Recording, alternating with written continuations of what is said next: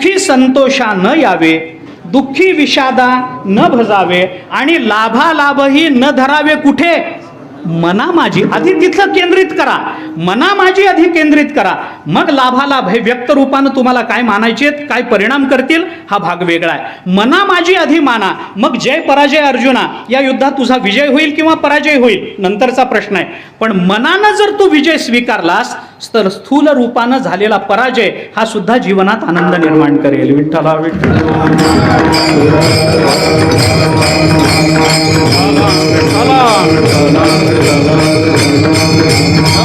त्यामुळे आपल्या साधनेचा दृष्ट परिणाम जर विसरला तुका बोलो चालो झाला मुका हा असेल, तर हे होण्याकरता जो मानस परिणाम पहिल्यांदा व्हावा लागतो तो कोणता, तुकोबाराय म्हणतात तो परिणाम एवढाच आहे, परतोनी मन गेले ठाईचं मुरोन. हे आधी झालं आणि मग हे ठाईचं मुरोनी गेल्यामुळे बोलो चालो झाला मुका हा दृष्ट परिणाम माझ्या जीवनावर झाला असेल तर नवल नाही. पण हे सगळं झालं, तुम्ही काय साधना केली सांगितलं, म्हणून ओळखतो पाय. त्या पाय ओळखण्याचा दृष्ट परिणाम काय, बोलो चालो झाला मुका. त्या पाय ओळखण्याचा अदृष्ट परिणाम काय, गेले ठाईचं मुरोन. आणि हे सगळं झालं, आता पुढे काय, तुकोबाराय म्हणतात देवा आता मागणं एवढंच आहे. हे मी तुम्हाला सांगितलं काय झालं, मग आता काय पाहिजे तुम्हाला, हे झालं, जीवनाची धन्यता झाली ना, आता याच्या पुढं काय पाहिजे. तुकोबाराय म्हणतात देवा आता याच्या पुढे एकच पाहिजे, आता दिसो नये जना ऐसे करा नारायणा. विठ्ठला विठ्ठला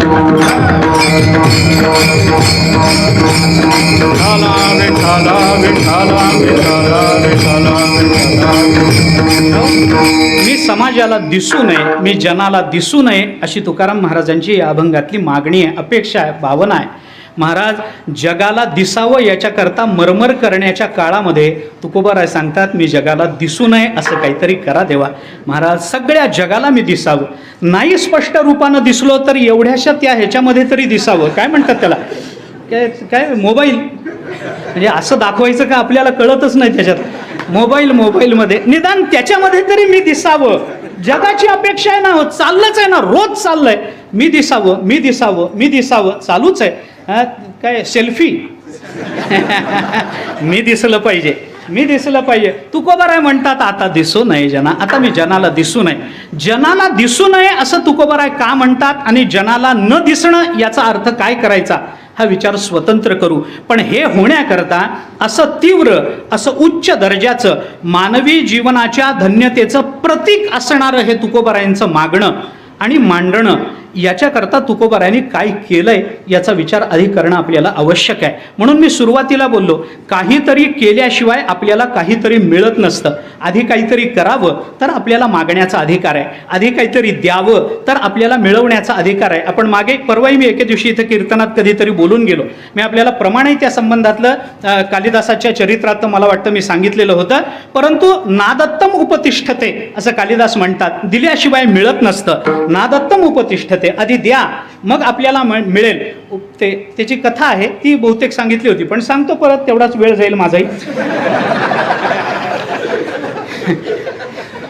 उपानहं मया दत्तम जीर्ण कर्ण विवर्जितम तत्पुण्यन गजारूढो नादत्तम उपतिष्ठते असं कालिदासाचं वचन आहे. बरं का, काय झालं की एके दिवशी कालिदास ज्या भोजराजाच्या पदरी राहिले होते, एके दिवशी कालिदास भर दुपारी वैशाख मासामध्ये ऊन सूर्य डोक्यावर आलेला असताना कुठेतरी बाहेर दरबारात जायचं म्हणून बाहेर पडले.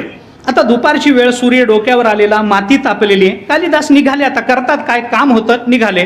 जाता जाता त्यांना असं दिसलं की एक अतिशय वृद्ध मनुष्य, कमरेमध्ये वाकलेला, अंग सगळं सुरकुत्याने भरलेलं, वय खूप जास्त झालेलं, तो मनुष्य पायामध्ये वाहना नाही, डोक्यावर टोपी नाही, पटका नाही, छत्री नाही, अशा अवस्थेमध्ये त्या रणरणत्या उन्हामधून बाहेर निघालेला होता.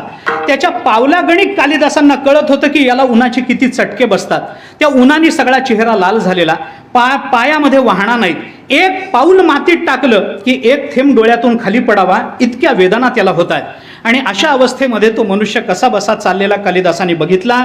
कालिदास हे कवी असल्यामुळे, सरहृदय कवी असल्यामुळे, संवेदनशील असल्यामुळे त्यांचं दुःख बघून, त्या माणसाचं दुःख बघून त्यांना वाईट वाटलं. ते माणसाजवळ गेले आणि कालिदासाने त्यांना विचारलं, एवढ्या उन्हाचं कशाला बाहेर पडलात बाबा? अहो निदान ऊन उतरल्यावर काही संध्याकाळी बाहेर पडायचं, तुम्हाला पायाला चटके बसतात, वरून सूर्य आग ओकतोय, कशा करता बाहेर पडला? नाही म्हणे बाबा, महत्त्वाचं काम आहे म्हणून जावं लागतंय, मला काय हौस आहे का उन्हात पाय पळून घ्यायची? जायचंय मला जाऊ दे. कालिदासांना राहवलं नाही. त्यांनी आपल्या पायातल्या चपला काढल्या, त्या म्हाताऱ्या माणसाला दिल्या आणि त्याला सांगितलं, बाबा काही नाही तर नाही, निदान एवढं तरी घालून जा. तो आपल्या पायातल्या चपला काढल्या, त्या माणसाला दिल्या, त्यालाही बरं वाटलं. त्याने त्या चपला पायामध्ये घातल्या आणि तो तिथून निघून गेला. आता गंमत अशी झाली, त्याला चपला दिल्यामुळे हे अनवाणी झाले. हे कालिदास आहेत, पालखीमधून फिरायची सवय असलेल्याला शेतातलं ऊन कसं सहन होईल महाराज? कसं आता पालखी म्हणायचं, आता काय म्हणायचं ते म्हणा, बघा मनामध्ये काय जे असेल ते. त्याला कसं कळणार? यांनाही काही पाय चटके बसून घ्यायची सवय नाही, पाय पोळण्याची सवय नाही, यांना पायाला चटके बसायला लागले. कसं बसं वेगात निघून जावं म्हणून भिंतीच्या वळचणीला लागून असलेल्या सावलीमध्ये पाऊल टाकत टाकत वेगानं निघाले. एवढ्यात भोजराजाचा माहूत भोजराजाच्या हत्तीला स्नान घालून मागून येत होता. त्यांनी बघितलं राजकवी आहेत, दरबाराकडे निघालेत. त्यांनी हाक मारली, ओ कविराज थांबा थांबा थांबा. थांबले, पटकन सावलीला झाले, थांबले. म्हणे काय बाबा कशा करता थांबवलं? म्हणे कुठं निघालात? म्हटलं एवढंच विचारायला थांबवलं असलं तर माझे पाय किती पळतात याचा विचार करशील का नाही? दुसऱ्याचा विचार करावा हो, आपला विचार. थांबा थांबा थांबा. अरे काय थांबून करायचंय काय? काही नाही, कसं काय चाललंय, बरं आहे ना? अरे हे विचारण्याकरता एवढ्या उन्हात? महाराज आमच्याकडे ग्रस्त होते, काय सांगू तुम्हाला. आता आमच्याकडे ग्रस्त होते महाराज, नाव सांगत नाही. ते काय करायचे, रात्री 1:30-2 वाजता झोप लागलेली असताना महाराज उठा, महाराज उठा. आता एवढ्या रात्री उठवल्यावर माणसाला पटकन उठतो घाबरून. अरे काय बाबा कशाला? नाही डोळा लागलाय काय? अरे हे विचारायला झोपेतून कशाला उठवायचं? झोपेतून कशाला उठवायचं? क्षुल्लक प्रश्नाकरता समोरच्याला किती त्रास होतो याचा विचार केला पाहिजे की नाही? भर दुपारी दिंडी इंद्रायणीच्या मी बघितलंय महाराज, बघितलंय कुरेकर बाबांच्या बाबतीत, बघितलंय. भर दुपारी दिंडी घाटावर असते महाराज, ते पाय पोळत असतात आणि माणसांची महाराजांनी चपला काढाव्यात आणि आम्हाला दर्शन द्यावं. ह्याच्याकरता कशा करतात, त्यांना किती त्रास होतो याचा विचार कराल का नाही? कधीतरी करायला पाहिजे. कालिदासाने त्याला विचारलं, बाबा कशाला थांबवलं? नाही म्हणे कुठे निघालात? त्यांनी सांगितलं, अरे चाललोय दरबारामध्ये. मला एवढ्या करता कशाला? तो म्हणाला तेवढ्या करता थांबवलं नाही, मी दरबाराकडे चाललोय, तुमच्या पायामध्ये वाहणार नाहीत, रणरण तर ऊन आहे म्हणून विचारत होतो की हत्तीवर बसून येणार आहात काय, याच्याकरता थांबवलं. हत्ती रिकामा आहे, दरबाराकडे चाललोय, बसा हत्तीवर. कालिदासाला बरं वाटलं. ते म्हणले, बाबा बरं झालं, देवाची कृपा, काही का असे ना, पाय पोळायचे थांबले. तो म्हणाल बरं येतो. कालिदास म्हणाले येतो. त्यांनी हत्ती जवळ आणला, बसवला, हे त्या अंबारीमध्ये जाऊन बसले. आता भोजराजाची सोन्याची अंबारी, त्याच्यात भोजराजाची गादी आणि त्याच्यामध्ये कालिदास जाऊन बसले. बसल्यानंतर त्यांनाही बरं वाटलं, जरा सावली मिळाली, चालायचे श्रम थांबले, पाय पोळायचं राहिलं. चला बरं झालं, निघाले. आणि कर्मधर्म संयोग असा, त्यावेळेला नेमका भोजराजा घोड्यावर बसून दुपारच्या वेळेला आपल्या प्रजेचे काय हाल होतात हे बघायला म्हणून बाहेर पडला. तो समोरून आला आणि त्यांनी बघितलं हत्ती आपला, हत्तीवरचं निशाण आपलंय, अंबारी आपली, आणि आपल्या जागेवर कोण बसलं? आपल्या जागेवर बसायचं धारिष्ट्य दाखवलं कोणी? कुणाच्याही जागेवर कोणी बसून चालत नसतं महाराज. सांभाळून विचार करावा माणसाने. कुणाच्याही राजाच्या जागेवर बसलेलं कसं चालेल? चालत नाही एकदम. मग तो विचार केला, कोण आहे बाबा? जवळ राग आला पहिल्यांदा, जवळ येऊन बघतो तर कालिदास. बरं वाटलं, हरकत नाही, तेही सांगतो. कुणाच्याही जागेवर कोणीच बसू नये, कोणीही बसू नये, गोष्ट खरी, अगदी खरी गोष्ट. कुणाच्याही जागेवर कोणीही बसू नये, पण कुणाच्याही जागेवर विद्वान बसला तर वाईट वाटू नये, हेही लक्षात घेतलं पाहिजे. विद्वान बसला काही हरकत नाही. अहो ज्ञानोबारायांच्या जागेवर आपण बसू शकत नाही हो, पण आपल्या घरातल्या उच्च स्थानावर ज्ञानोबाराय बसले तर आनंद आहे ना, आनंद आहे ना, कोण नाही म्हणतो त्याला. आपण त्यांच्या जागेवर बसू नये, पण त्यांनी आपल्या जागेवर. बरं वाटलं, कालिदास आहे, हरकत नाही, बरं वाटलं.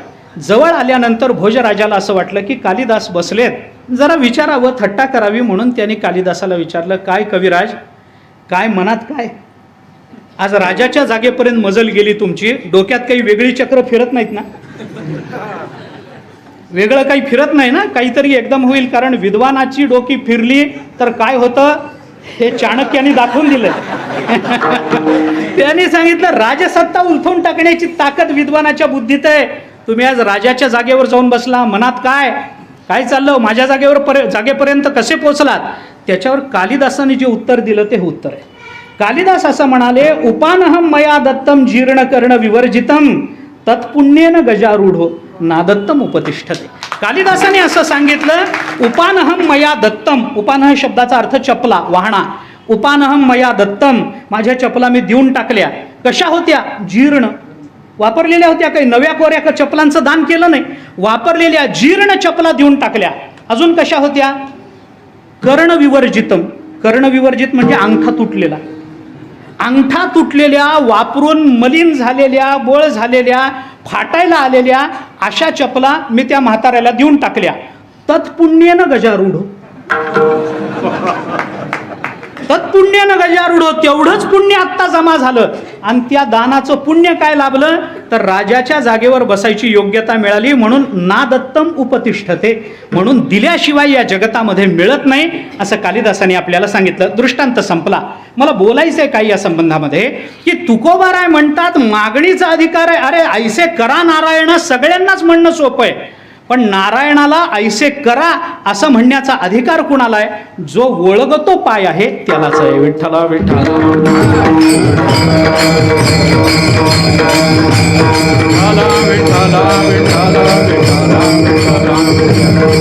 म्हणून तुकोबाराय म्हणतात, मी विनाकारण तुमच्याजवळ काही मागत नाही. त्याच्याकरता मी काही साधना केली, त्याच्याकरता मी काही वाग्यज्ञ केला, त्याच्याकरता माझं जीवन पणाला लावलंय. हेच जीवन पणाला लावलंय असं नाही, अनेक पिढ्यापासून माझ्या घराण्यामध्ये जी साधना आहे ती साधना मी केली. पण कशा करता केली? तुकोबाराय म्हणतात, देवा ती साधना आम्ही जी केली ना ती विनाकारण केली नाही. तुकोबारायांनी फार गोड शब्द वापरले. तुकोबाराय म्हणतात, देवा तुम्हाला शोधण्याचा पुष्कळ प्रयत्न झाला, पण शोधूनही तुम्ही सापडत नाही, म्हणून ही साधना करावी लागली अभंगाच्या पहिल्या चरणी.